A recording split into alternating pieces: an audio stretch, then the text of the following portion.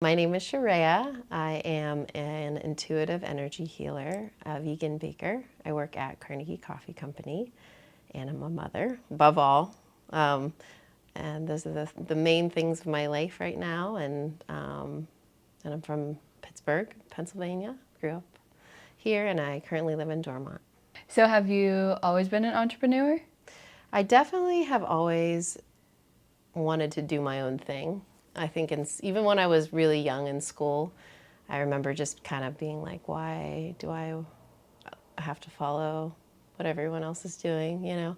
I was always kind of an artsy kid, and I always aligned with people that were more like that. And I think definitely as I got older, middle school and then definitely high school, I was much more like, I just want to do my own thing. So I think that was always in there, doing my own thing. And then as I got older, I did follow the, standard programming. I got a couple corporate jobs throughout the years, through my 20s into my 30s. But every time I worked those jobs, I was always sitting and thinking about what I actually wanted to do with my time. So it was always, there. I always knew I wanted to do more. It was always a temporary thing to, pay the bills, which I'm grateful for, but it was never, there was always this, inner calling that was like, I got to do something else with my time, so. What was the path like from the traditional path into what you're doing now? How did you get here? So I think as for many people, 2020 slowed everything down and it made people really reevaluate how they're spending their time and, what they're doing with their life. For me, it really made me think about time, and it made everyone face their mortality more than anything. I think that's a good thing if, a lot of people, it's something that's always there, but we don't have to really face it. So with all of that, I was working a corporate job. Prior to that, I had taken some big leaps of faith just in my personal life. And so I was already kind of in this ready to go. If I take this leap of faith, I know I'll be supported because it had happened for me before. So I was working this corporate job that was just really grueling, and I knew it was definitely not something I wanted to do forever. So I had been doing a lot of therapy through the years, but I knew that there were things within myself that were blocking me from wanting to do more, and I wanted to get deeper in that. Traditional therapy was wonderful for many reasons, but I knew that I had to get a little bit deeper. So I met someone through a friend who was a mentor at the time and was helping me dig deeper in that, and he helped me really identify what those internal beliefs were that were blocking me from just taking action, because most of the time those beliefs, we don't realize they're just blocking us from taking action. We have a thought of something we want to do or something creative, but then we quickly shut it down because of those beliefs we have. And it limits us from our potential.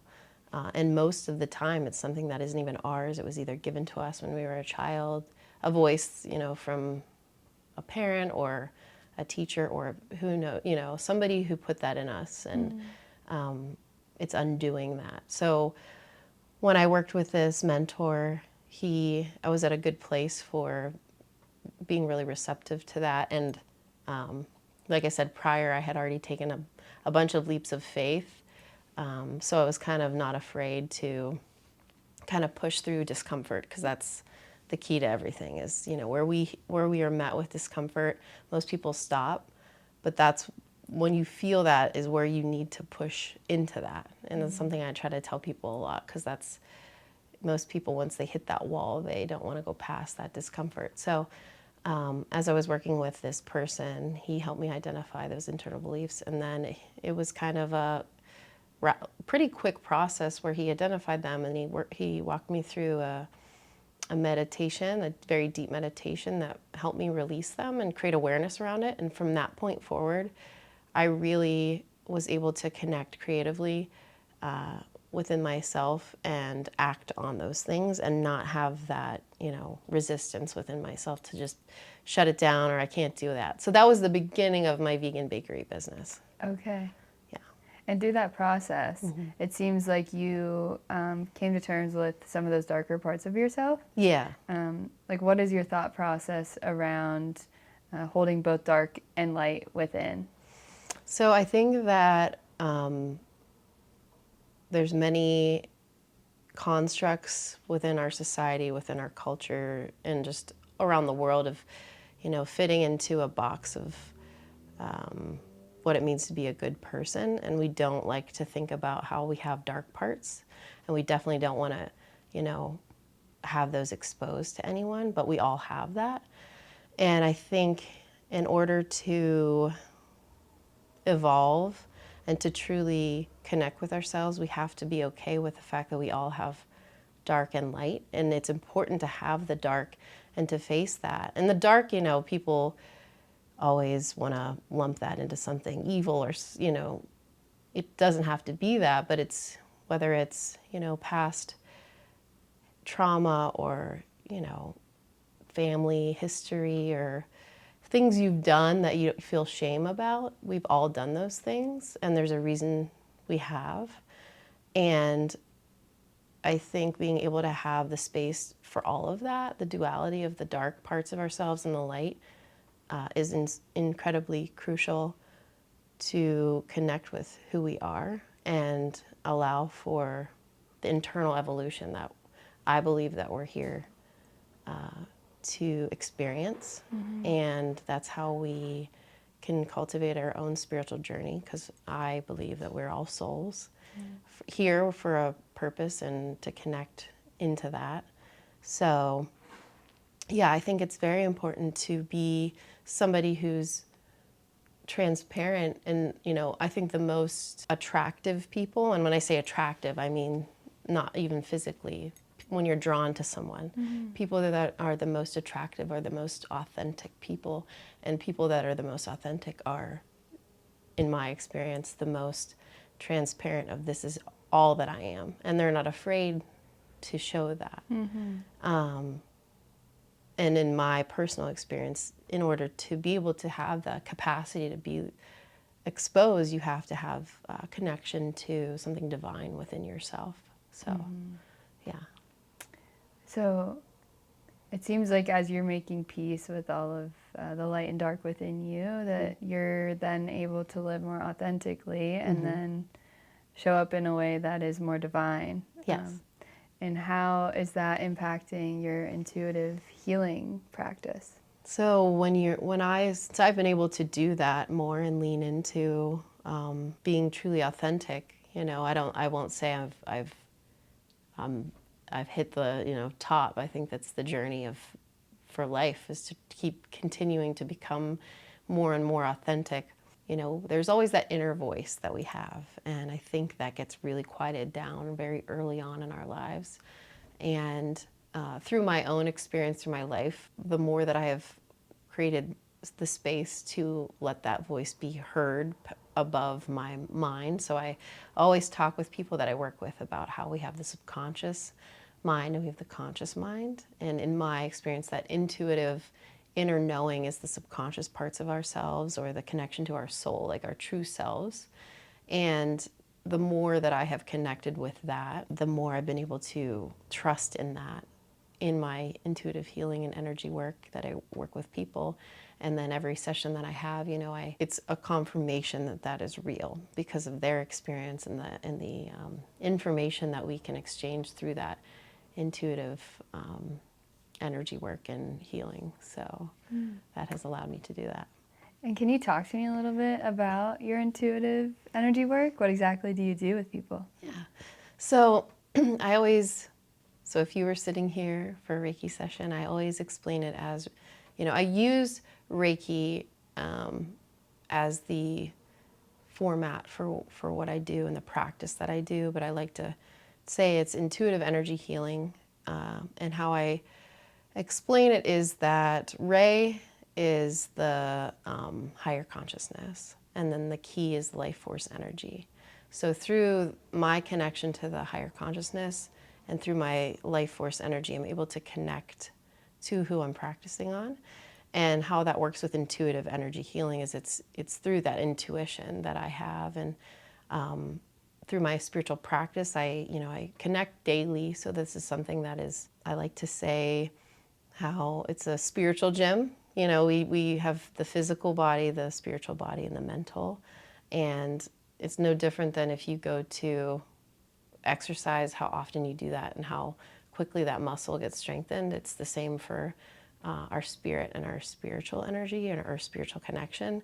So essentially I trust in that intuition so strongly, and I really surrender to it, and it allows whatever needs to come to me for that person and bring that into awareness. I write it down as I work on people, and I do energy work, and then afterwards we talk about what I feel into for them. There hasn't been a single time that something hasn't brought forward something that to contribute to somebody's own personal healing. So it brings forward things that are maybe on the subconscious parts of people's minds that they're not even aware that is those internal blocks, or going back to that internal beliefs and shadow work. It kind of brings that forward. I can feel into certain things, and then it brings awareness around that into the conscious mind, and then they take that with them, and then it creates, something that they can actively have to work on or work towards for their own personal growth and evolution. So. That's a beautiful gift you can give other people. Yeah. So were you always aware that you had these abilities? As a little girl, I was always highly, highly sensitive. I could feel people's energy. I could feel people's emotions. I was just highly empathic, highly, highly sensitive. And I think a lot of times children are, at least in my experience, I was like, you're so much, like too much. And I felt too much, and I felt like it was a burden, and I felt like it was something that was like, why am I this way? It was, I have said this many times before, where it's almost like I can feel everything all at once. I don't just feel a certain portion of an experience. I can feel it for everyone. And that can be very overwhelming, and especially as you're trying to figure out life and you don't understand that, and moving into adolescence and heightened emotions, and that became even more intense for me, and it just felt like this overwhelm all the time. But as I matured and I gained coping skills, and I was committed to accepting those parts of myself versus not to demonize medication, but I wanted to figure out, I believed that I wasn't born flawed, I knew there was some purpose behind it. So I definitely always had the awareness that I was very aware and connected and intuitive of people and empathic, but it took until the birth of my daughter to kind of like really blast open a whole new world. And that's really when my intuition became extremely heightened, and I could really hear it, because it's that, mother's intuition. There was like no doubt. There was no question. Like, okay, there's that knowing is real. So then that was the catalyst to then paving the pathway towards how can I utilize and hone in on whatever that is, whatever those parts are of me, and what can I do with that. So after the birth of your daughter, is that when you began to lean into that intuition and take those leaps of faith? Yes, for sure. And that's where I say I'd made a lot of choices in a very short period of time, because it was like I felt as though my whole life people were like shutting me down, or there was this overall sense that I was constantly trying to be contained. And I think I just was like, once I had my daughter and she broke my world open in the best way, it was just like, I'm not doing that anymore, because it wasn't just about me. It was about who's the person I want to be for this human that I brought into the world, that I'm responsible for, and who do I want her to look towards and look up to, and do I want to repeat cycles of things that where I've watched generationally keep people pushed down or not living to their fullest life. I'm not doing any of that. So I guess going back to what you said, asking in the beginning, like the entrepreneur question, like it definitely like upped my like I'm not conforming to anything anymore. Yeah. Like, I was just like I'm not, you know. So that's when I really started making choices, and it was a pretty intense period of time. But every time I made that leap, that step of faith, it was almost like I was catching up with all the backlogged parts of myself that I just kept, you know, abandoning or like shutting down. So Yeah. And as you started owning those parts of yourself, did a lot of your reality start breaking? Like, did relationships fall away and jobs and things? Did you go through a lot of change really fast? Oh yeah, so much change so quickly, relationally, jobs, and then not long after 2020. So it was like then the world flipped upside down. So I had it was big, huge things that would be, you know, monumental for anyone's lifetime. I like crammed that in with the world flipping upside down on top of it. Perfect timing. Yeah, it was like the ultimate boot camp. I was like, all right, I guess this is when I'm supposed to, you know, figure all this out. So Well, it seems like it's worked out for you so far. yeah. And it's made me, you know, it's made me lean away from fear. Fear is there to keep us safe. And I don't think we should be reckless, but I think that's why it's so important to be connected to our intuition, because that's how you can differentiate between what is the mind and what is the, you know, intuition, spirit telling you. So the more that you understand that knowing, you know the difference between the two, and you trust in that inner knowing and voice, it's easy to make choices. And you know it's still scary. You know, I'll forever will be like, this is so scary, but I'm going to do it because I remembered when I did this thing, it was all right. And it was always better than I anticipated it would be. I think it just takes a lot of courage to do that. A lot of people want to be comfortable, and that's okay, but I'm not like that. So, yeah. You mentioned leaning away from fear. I kind of want you to talk a little bit more about that. Like, what do you mean by leaning away from fear, and how do you know that your intuition is talking to you? Yeah, that's an awesome question. I think that, well, what I mentioned before about how imperative it is to maintain a spiritual routine practice, just like a physical practice, to keep you connected to that knowing, so you know the difference. Having people that are also aligned with you in your life is very, very important. I think the biggest thing that people fear more than anything else is judgment. I think that's people's biggest fear. And I think when you make choices in your life and it's trusting in your intuition, and you're supported beyond what you could imagine, and you just watch that unfold over and over again, that fear of judgment becomes so small. You know, you don't even care. I mean, there's always going to be an element where we care about judgment because it's natural for humans to want to fit into society and in groups of people. We're not meant to be by ourselves. But I do believe that our purpose is to gain that internal validation and internal attachment, so that we're not constantly seeking external, which is always fleeting. You know, it's easy to do. We do that very, very easy, where we are reaching out for security, but our security should be within ourselves. And yeah, that's what I would say about fear is the biggest thing I witness of people is judgment, or, you know, past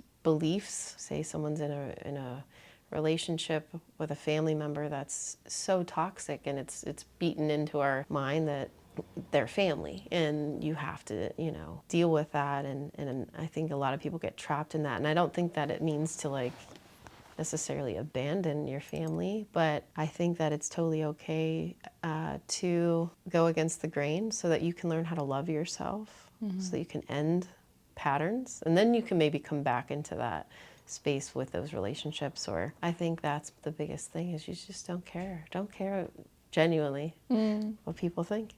Yeah. It's the best way to live. It's the best way to live. It's the only way. So yeah. So what would you title this chapter of your life? This chapter of my life is definitely acceptance and surrender. I think this is the hardest one so far. The hardest but the best, because I have been forced to have to face myself, look directly at me and what am I responsible for. And, you know, we don't have control. We have control, but we don't. So yeah, that would be how I would define it. So And what are you learning to love about yourself?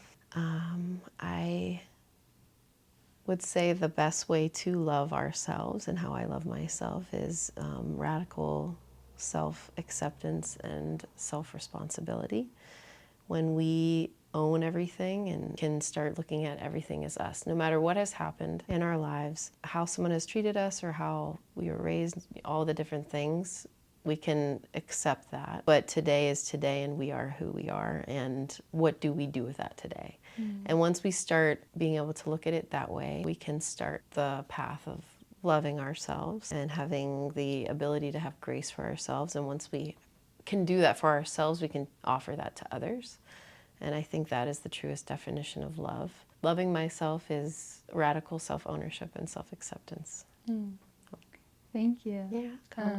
And then I'll leave room if you want to say anything directly to the camera. Thank you so much for listening to my story. I hope it resonated with anyone listening. And if you're interested in knowing more, feel free to reach out to me on my Instagram, or if you want some vegan treats, you can check out my vegan pastry page. But overall, I hope that this offered some guidance and understanding, and you felt heard with my story. So Thank you. you're welcome. Well,